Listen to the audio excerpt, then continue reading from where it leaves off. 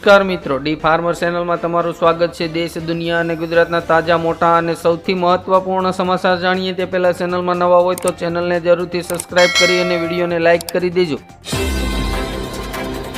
મમતા સરકારને મોટો ઝટકો, મોહન ભાગવતને બંગાળમાં જાહેર સભા કરવા દેવાનો હાઈકોર્ટનો આદેશ। ગુજરાતમાં પોલીસની ભરતીની તૈયારી કરતા યુવાનો માટે સારા સમાચાર, બીજા ફેજની ભરતી ટૂંક સમયમાં શરૂ થશે। આજે કેન્દ્ર સરકાર સાથે ખેડૂત પ્રતિનિધિ મંડળની બેઠક, ખેડૂત આંદોલન ખતમ થશે। વડાપ્રધાન નરેન્દ્ર મોદી અને એલન મસ્કની બેઠક બાદ ટ્રમ્પે કહ્યું ભારત સાથે વેપાર કરવો મુશ્કેલ। મણિપુરમાં રાષ્ટ્રપતિ શાસન લાદવા પર ખડગે ભાજપ પર ગુસ્સે। મહાકુંભના સ્નાન પર અફઝલ અંસારીનું વિવાદિત નિવેદન, કહ્યું સ્વર્ગ હાઉસફુલ થઈ જશે। આવકવેરામાં રાહત આપ્યા બાદ હવે જીએસટી દર ઘટાડવાની તૈયારી। ગુજરાતમાં વાહન ચાલકો પાસેથી દર કલાકે 55 લાખ ટોલ વસૂલે છે।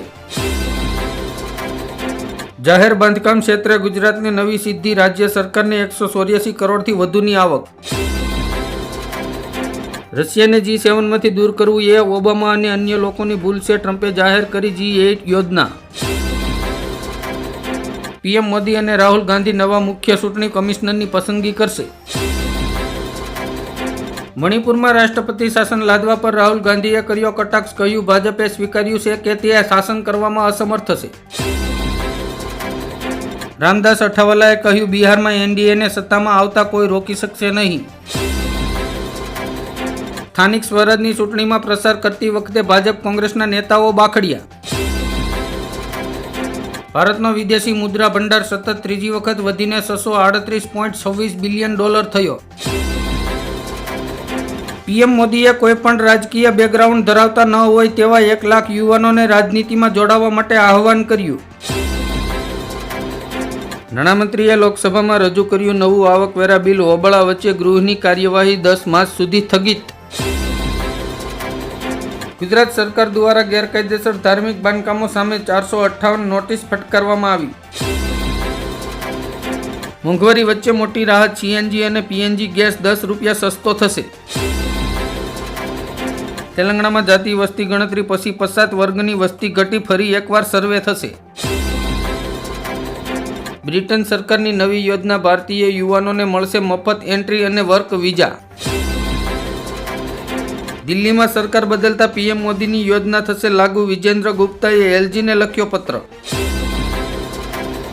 પપ્પુ યાદવે કહ્યું સામાન્ય માણસ કરવેરાથી પરેશાન છે, પરંતુ સાધુ સંતો અને ઉદ્યોગપતિઓને કરમાં છૂટ આપવામાં આવે છે।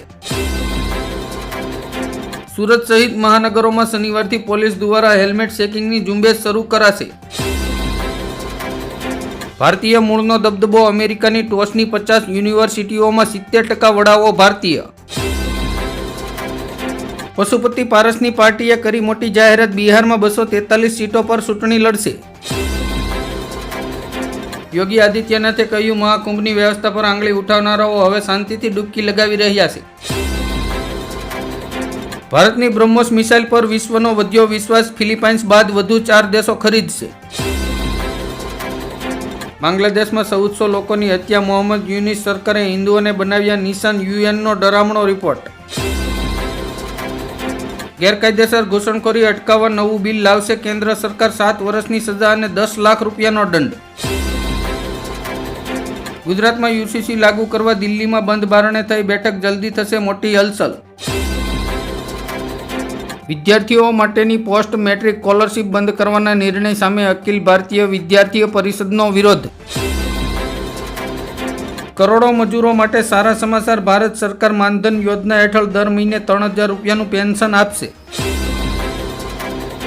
દિલ્હીમાં આપની હાર બાદ સીબીઆઈની મોટી કાર્યવાહી, 6 અધિકારીઓની કરી ધરપકડ। પંજાબમાં નહીં થાય નેતૃત્વ પરિવર્તન, બેઠક બાદ કેજરીવાલનું મોટું નિવેદન। બિહાર વિધાનસભા ચૂંટણી અંગે પ્રશાંત કિશોરનું મોટું નિવેદન, કહ્યું નીતિશ કુમાર મુખ્યમંત્રી નહીં રહે। વિશ્વના સૌથી ભ્રષ્ટ દેશોની યાદીમાં ભારત 96મા સ્થાન પર, 180 દેશોમાં પાકિસ્તાન 135મા ક્રમે। મહામંડલેશ્વર પદ માટે મમતા કુલકર્ણી પાસેથી $2 લાખ માંગવામાં આવ્યા હતા। રૂપિયાનું મૂલ્ય ઘટતા ખાદ્ય તેલના ભાવમાં 5 થી 8 રૂપિયાનો વધારો. મહિલા દિવસ પહેલા સીએમ નાયડુએ આંધ્રપ્રદેશની મહિલાઓને આપી મોટી ભેટ. કેન્દ્ર સરકાર ટૂંક સમયમાં ભારતમાં ગેરકાયદેસર પ્રવેશ કરનારાઓ સામે કડક કાર્યવાહી કરશે. ગુજરાત સરકારે રાજ્યની તમામ શાળાઓમાં વિદ્યાર્થીઓ અને શિક્ષકોને મોબાઈલ લઈ જવા પર પ્રતિબંધ મૂક્યો. મહાકુંભમાંથી લાઉડસ્પીકર હટાવવાની માંગને અલ્હાબાદ હાઈકોર્ટે ફગાવી. સરકાર ફિલ્મ ઉદ્યોગને ખતમ કરવા લાગી છે, રાજ્યસભામાં જયા બસનનો આરોપ. પીએમ નરેન્દ્ર મોદી આજથી અમેરિકાના 2 દિવસના પ્રવાસે રાષ્ટ્રપતિ ડોનાલ્ડ ટ્રમ્પ સાથે કરશે મુલાકાત. હીરા સિરામિક મશીનરી બાદ હવે પેપર ઉદ્યોગ પણ મંદીમાં સપડાયો. ઉત્તર પ્રદેશમાં હવે મિલકતોના ભાડા કરાર રજીસ્ટર કરાવવાનું ફરજિયાત. સુપ્રીમ કોર્ટ તરફથી મોટી રાહત, લોટરી વિતરકોને સર્વિસ ટેક્સ ચૂકવવો પડશે નહીં. સુરતમાં બીઆરટીએસ બસોમાં હવે ડ્રાઈવર તરીકે મહિલાઓને સુકાન સોંપાશે.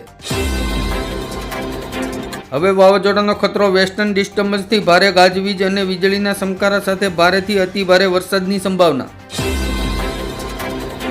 મધ્યપ્રદેશમાં સીએમ મોહન યાદવની મોટી જાહેરાત, લાડલી બહેન યોજના હેઠળ મહિલાઓને મળશે 3000 રૂપિયા.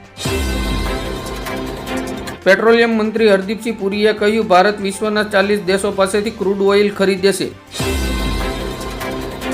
મમતા બેનર્જીએ કોંગ્રેસ સાથે ગઠબંધનનો ઇનકાર કર્યો. ટીએમસી 2026ની વિધાનસભા ચૂંટણી એકલા લડશે.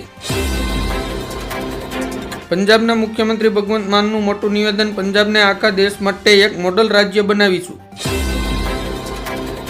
બિયરના શોખીનો માટે ખરાબ સમાચાર, તેલંગાણામાં બિયરના ભાવમાં 15% વધારો. ગુજરાતમાં ગેરકાયદેસર ધાર્મિક સ્થળોના બાંધકામ કરનારાઓની હવે ખેર નહીં, હાઈકોર્ટનો આદેશ. 12 માર્ચ સુધીમાં રાજ્યની તમામ આરોગ્ય સંસ્થાઓએ રજીસ્ટ્રેશન કરવું ફરજિયાત. અત્યાર સુધીમાં 16,000થી વધુ નોંધાઈ. અમેરિકાના રાષ્ટ્રપતિ ડોનાલ્ડ ટ્રમ્પે હમાસને આપી ખુલ્લી ધમકી, શનિવાર સુધીમાં બંધકોને મુક્ત કરી દો, નહીંતર ગાઝાને નર્ક બનાવી દઈશું.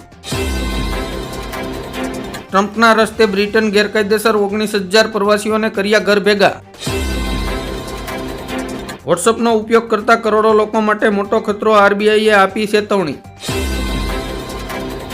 ખેડૂત નેતાઓએ ફરી દિલ્હી કૂચ કરવાની કરી જાહેરાત, 25 ફેબ્રુઆરીએ પગપાળા રવાના થશે. અમરેલી માર્કેટિંગ યાર્ડમાં કાળા તલના ભાવમાં 299 રૂપિયાનો કડાકો થતા ખેડૂતોની આશા પર પાણી ફરી વળ્યું.